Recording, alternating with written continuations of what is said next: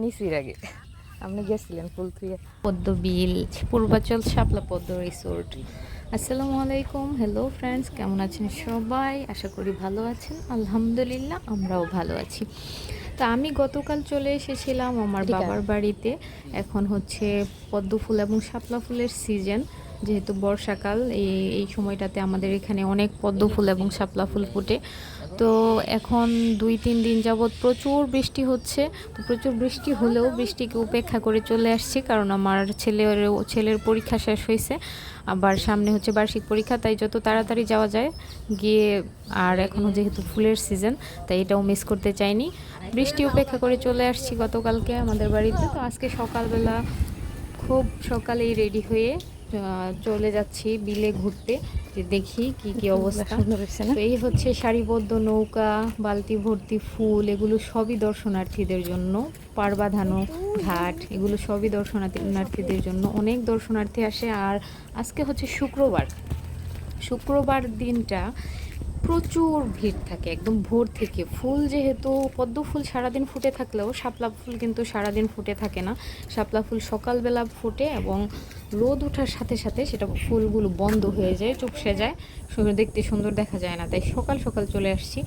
আর আমি যেমন সকালে চলে আসছি, তো ঢাকা থেকে যারা দর্শনার্থী আছে ওই যে দেখতে পাচ্ছেন, তো দর্শনার্থীরাও কিন্তু সকালেই চলে আসছে, যেহেতু সকাল ছাড়া ফুলগুলো সুন্দরভাবে উপভোগ করা যায় না, ফুলগুলো নষ্ট হয়ে যায়। তো আমি হচ্ছে রিসোর্টের ভিতরে ঢুকে গেলাম। তো দেখি, আমি যেহেতু স্থানীয় মানুষ আর হচ্ছে সব সময় জন্মের পর থেকে সব দেখেই আসছি, বিল, পানি, ফুল, এগুলো দেখিয়ে দেখিয়ে বড় হয়েছি। তো আমার যে খুব একবারে নৌকাতে উঠতেই হবে এমন কোনো কথা না। আসছি দেখি, যারা কখনো দেখেনি, প্রথমবার আসছে ঢাকা থেকে, তারাই উঠুক। আমি শুধু একটু ঘুরতে আসছি, দেখতে আসছি, যেহেতু সবাই এত দূর দূর থেকে আসে, তা আমি না গেলে তো আর হয় না, আমি কেন মিস করব। তাই আমি চলে আসছি, একটু ঘোরাঘুরি করে তারপর আমি চলে যাব। যারা কখনো দেখেনি তাদের সুযোগ করে দিব, আমাকে নৌকায় উঠতেই হবে এমন কোনো কথা না। প্রত্যেকটা শুক্রবার অনেক বেশি ভিড় থাকে, আর আমাদের গ্রামের যে লোকজন সবাই তা উপভোগ করে, মানে ঢাকার সবাই হচ্ছে অনেক দূর দূরান্ত থেকে ম্যাচিং ম্যাচিং শাড়ি পরে, জামা কাপড় পরে, ম্যাচিং ম্যাচিং পাঞ্জাবি পরে সবাই ঘুরতে চলে আসে। বিভিন্নভাবে বিভিন্ন অ্যাঙ্গেলে ছবি তোলে, বিভিন্ন স্টাইলে ছবি তোলে, এগুলো দেখে গ্রামের মানুষও খুব এনজয় করে। মানে এক কথায় আমাদের গ্রামের যে আশেপাশের রাস্তাঘাটগুলো একদম ভর্তি থাকে, গ্রামের লোকেরা এগুলো দেখার জন্য একদম ভিড় করে রাখে, সবাই খুবই এনজয় করে। আর ঢাকা থেকে যেহেতু লোক আসে, তারা তো সচরাচর এরকম দৃশ্য, গ্রামীণ পরিবেশ দেখে অভ্যস্ত না। তো বাহিরের ওই দর্শনার্থীগুলোও খুব এরকম একটা শান্ত মনোরম পরিবেশ দেখে খুব আনন্দ পায় আর কি তারা। আর হচ্ছে এখন তো মানে ফটোশ্যুটের জন্য একটা বেস্ট প্লেস পেলেই সবাই ওখানেই চলে যায়, যেহেতু ফুলের সাথে ছবি তুললে খুবই সুন্দর হয়। সেজন্য সবাই চলে আসে সকাল সকাল, একদম ভোরবেলা শাড়ি পরে, পাঞ্জাবি পরে সবাই ঘুরতে চলে আসে এখানে। আর প্রত্যেকটা শুক্রবার অনেক বেশি ভিড় থাকলেও এই শুক্রবারটা মানে তুলনামূলক একটু কম ছিল।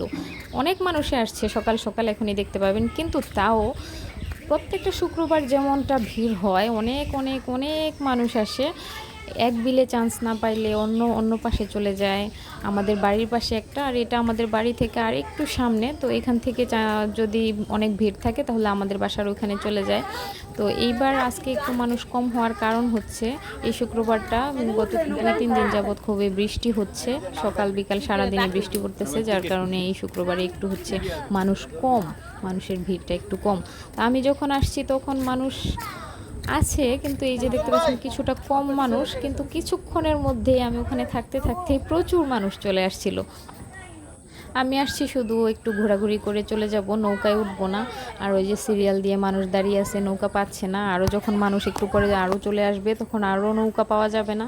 তাই আমি নৌকায় উঠে অযথা একটা নৌকা বুকিং দিয়ে বসে থাকলে তাদের, যারা দেখতে আসছে অনেক দূর দূরান্ত থেকে, তাদের একটু সমস্যা হবে। তাই আমি না হয় আজকে ছাড়ি দিলাম, আমি আর আজকে নৌকায় উঠবো না, বাইরে থেকেই সৌন্দর্য উপভোগ করব, তারপর চলে যাব একটু ছবি টবি তুলে।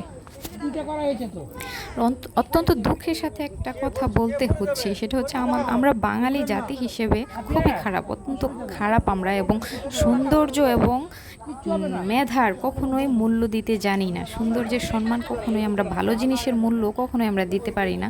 যার প্রমাণ হচ্ছে এই যে এত সুন্দর ফুল, এই ফুলগুলো অনেকে এসে দেখতে এসে ঘুরতে এসে ছিঁড়ে নিয়ে যায়। এটা কখনো ভাবে না যে আমরা যে এই সৌন্দর্যটা উপভোগ করতে আসছি, এটা তো আরও অনেকেই আসবে, তখন তো এসে এই সৌন্দর্যটা পাবে না তারা, এটা কখনোই ভাবে না।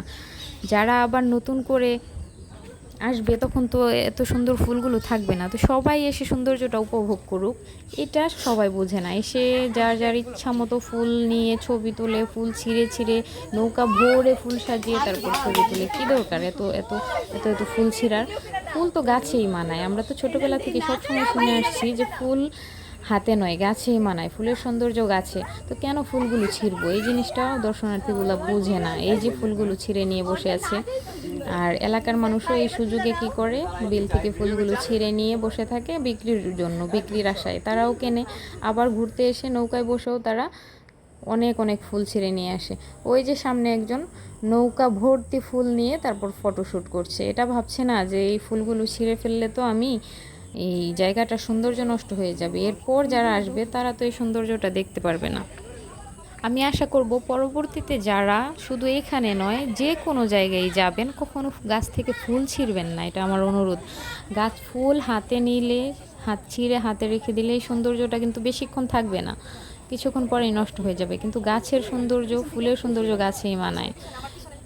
গাছে ফুলটি যতক্ষণ সৌন্দর্যটা ধরে রাখতে পারবে, আমার হাতে কিন্তু ততক্ষণ থাকবে না। তাই সবার প্রতি অনুরোধ, গাছ থেকে কখনো ফুল ছিঁড়বেন না, জায়গাটার সৌন্দর্য নষ্ট করবেন না। বেশ কিছুক্ষণ বসে থাকার পর আমিও একটু দোলনায় দোল খাওয়ার সুযোগ পেয়েছি, তো আমিও বসে পড়লাম, বসে বসে একটু দোলনায় দোল খাচ্ছি। দোল খেতে খেতে সামনের দিকে কিন্তু একবার পানির উপরে চলে যেতে হয়, খুব ভালো লাগতেছিল। আর যেহেতু খুব সকালবেলা, আবারও হালকা বৃষ্টির দিন, ঠান্ডা একটা বাতাস, আবারও বিলের সাইড, সব সময় একটা ঠান্ডা বাতাস থাকে, জায়গাটা খুবই সুন্দর, মনোরম একটা পরিবেশ। দোলনাতে দোল খেতে কিন্তু খুব ভালো লাগছিল। এই অনুভূতিটা পাওয়ার জন্য আমার অনেকক্ষণ বসে থাকতে হয়েছে। দুইটা গ্রুপ এখানে এসে বসছে, দোল খাইছে, ছবি তুলছে বেশ কিছুক্ষণ, তারপর আমি চান্স পাইছি এখানে।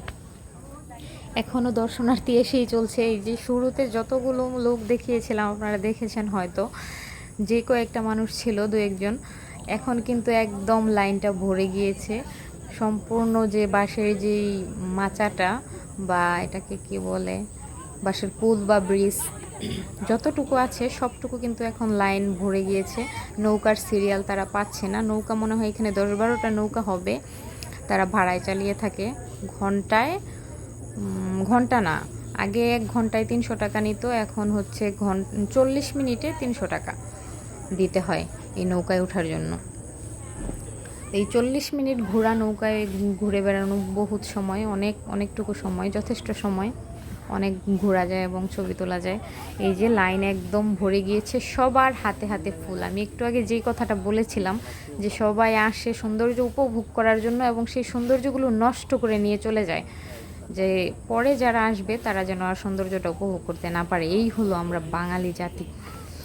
তো শেষমেশ আমি ঘুরে ফিরে চলে এসে আমার ছোটো ভাইয়ের দোকানে বসছি।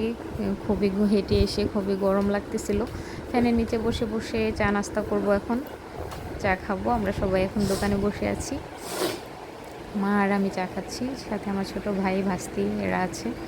প্রতিদিনের মতো আজও একটি কথা বলবো, যারা আমার ফেসবুক থেকে ভিডিওটি দেখছেন তারা অবশ্যই আমাকে লাইক, কমেন্ট, শেয়ার করবেন এবং একটি ফলো দিয়ে দিবেন।